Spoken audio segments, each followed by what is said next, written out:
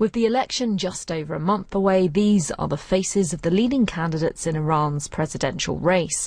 More than 400 people have thrown their hats into the ring. The biggest surprise entry, though, is this man, Ali Akbar Hashemi Rafsanjani. But who is he?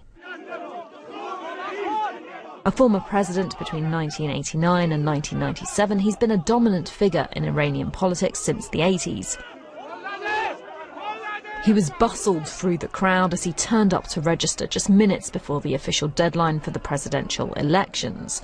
His support among reformers could pose a challenge to the country's conservative leadership, but that's if he's allowed to stand at all. A body controlled by the supreme leader in Iran decides who can stand in the presidential elections. Mr.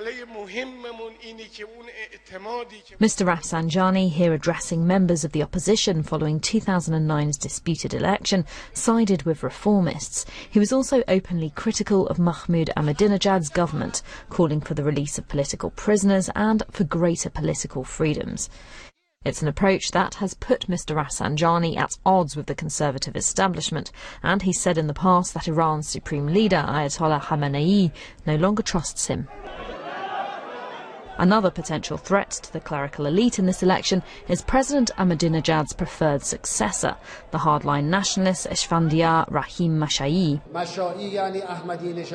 During the registration, the outgoing president declared that Mashai and Ahmadinejad were one and the same.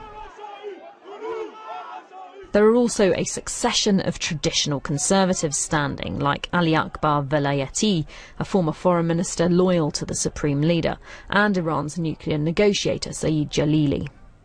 Even if Mr. Rafsanjani manages to get permission to stand in this election, let alone win it, it's uncertain whether he'd live up to the expectations of the reformists who support him.